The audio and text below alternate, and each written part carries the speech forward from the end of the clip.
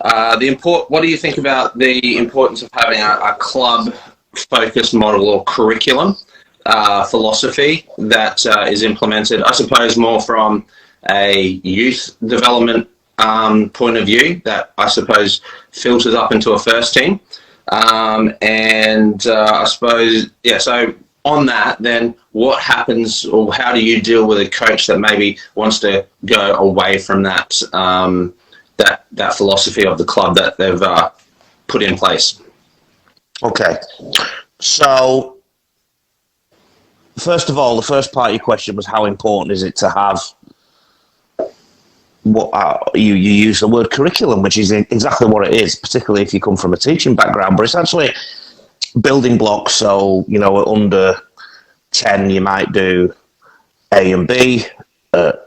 Under 11, you might do A, B, C. Under 12, A, B, C, D, so on and so forth. I think it's hugely important because if you think about how we learn anything, we tend not to learn it to expertise level in 5 minutes. We need to work on it and work on it and work on it. And the whole theory of 10,000 hours, whatever it may be, give or take a few hours either side. But ultimately, the reality is it's a lot of work. And to have a club coaching philosophy and to have that from juniors all the way up, it is magnificent because there's certain things that players can learn, and when they move to the next year level, they don't have to relearn them. So it basically gives more room for them to learn other things, and it allows them to learn other things. And it means that the previous things that they've learned are learned behaviour. So let's just take, for example, let's go under 18s, under 21s, opens. Let's just say that, right? Whatever the sport. You can probably learn at under 18s, and you can probably take on board and have the ability to take on board most of the tactical implementations that the senior coach wants you to take on.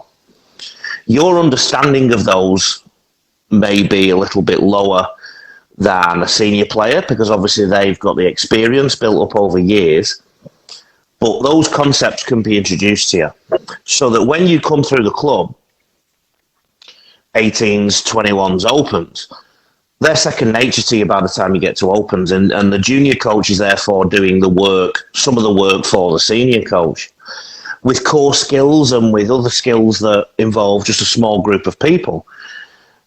They're quite often skills that, and I've used this analogy before, brushing your teeth. You can't brush your teeth for a week, a year, and hope that your teeth are going to be all right for the rest of the year. You've got to keep doing it every day, and get incremental improvements. I've just seen one comment as we've been talking about club mandate. All rules should be simple and but take the enjoyment of the game away from the kids up until... Yeah, and I tend to agree with you, Craig, that so, like, I worked under Des Hasler, right, at Manly, and he wanted simple philosophies. His coaching coordinator at the time was Dennis Moore and then Kelly Egan. They wanted simple philosophies going down so that they were second nature by the time they got to first grade. I think it's really important from a coaching perspective too, because everybody's working together, Joel. So I think if you're an assistant or a lower grade coach at a club, you've got to defer to the head coach, whether you agree with them, whether you don't agree with them. If you want to survive in that organisation, you've got to have an element of deference. And what you've got to have is a relationship whereby you can suggest something and thrash it out that might be different. And then, but once you walk away from that meeting, you've got to be loyal to that coach. That's what club coaching is. And you mentioned a rogue element. I think if the head coach manages this properly, if they communicate exactly what they want and why they want it and the benefits it will bring to the club, then 99 times out of 100, if he's got good people or she's got good people around them, most coaches will come on board with that. And yes, the lower coaches may have different ideas, but there'll be a good relationship where they can bring them to the table in a public forum, as in coaching public forum, and thrash them out in an adult manner.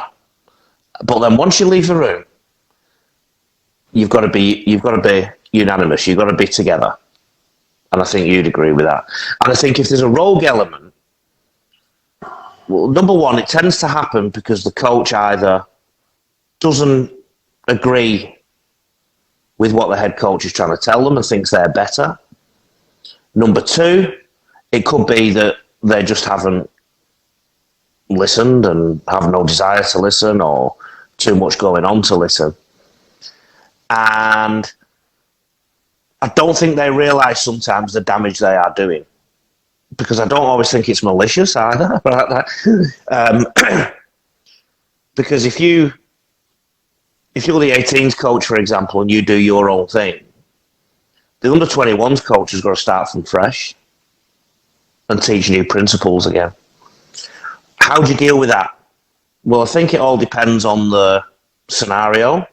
It depends on the environment that you're in. If it's volunteers, I think you just need to try and manage it and try and use some persuasive skills. If it's employment, then obviously employment law could come into that, or something contractual. If it's high quality rep stuff, then I think people have to be comfortable being uncomfortable and having some difficult conversations.